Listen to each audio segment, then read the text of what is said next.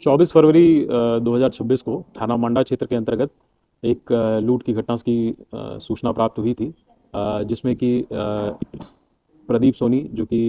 जिनका छोटा सा ज्वेलरी का शॉप है, उनके साथ ये घटना होना बताया गया था। जब वो बाइक से अपने दुकान से चिलबला मार्केट से जब घर की तरफ जा रहे थे, उनके भाई के द्वारा तहरीर दी गई, रंजीत सोनी के द्वारा, कि उनके भाई के साथ तीन अज्ञात अभियुक्तों द्वारा लूट की घटना कारित की गई है, जिसमें उनका लाइसेंसी रिवॉल्वर, उनकी दुकान की चाबियाँ, प्लस उसके बाद कुछ उन्होंने जो वादी हैं रंजीत सोनी, उन्होंने अपनी दुकान का कुछ आभूषण जो कि अपने भाई को घर ले जाने के लिए देना बताया, उसकी लूट कारित की गई। ऐसा करके उन्होंने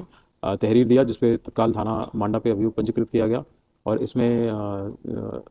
थाना मांडा की पुलिस, यमुनानगर एसओजी टीम और सेंट्रल एसओजी टीम प्रयागराज की, ये सभी लोग संयुक्त रूप से काम करते हुए तीनों अभियुक्तों को चिन्हित किया। उसमें से एक अभियुक्त अंकित गौतम, जिसकी उम्र करीब 23 वर्ष, थाना नवाबगंज क्षेत्र का रहने वाला है, उसकी गिरफ्तारी की गई और उसके पास से जो लूटा हुआ रिवॉल्वर है उसकी बरामदगी की गई। घटना में एक जो तमंचा उन्होंने प्रयोग किया था उसकी बरामदगी की गई, और जो घटना में उन्होंने रेड कलर की अपाची बाइक का प्रयोग किया था उसको बरामद किया गया। इसके साथ ही जो दूसरा अभियुक्त है अंशु दुबे, वो घटना कारित करने के अगले दिन एक पुराने अभियोग में जिसमें वो वांछित चल रहा था, उसने जेल में जाकर के मतलब वो उसने सरेंडर किया और वो अभी जेल में निरुद्ध है। इसमें तीसरा अभियुक्त अभी वांछित है, जिसके लिए पुरस्कार घोषणा भी की जा रही है और उसकी गिरफ्तारी शीघ्र ही सुनिश्चित की जाएगी। इसके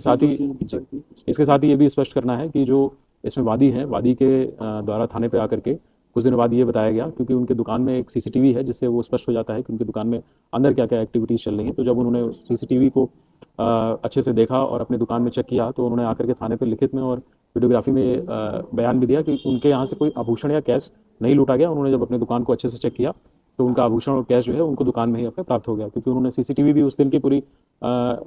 उसका अवलोकन किया, जिससे उन्होंने देखा कि उन्होंने जो है जो झोला दिया था उसमें खाली जो दुकान की चाबियाँ थी वही अपने भाई को उन्होंने दिया था।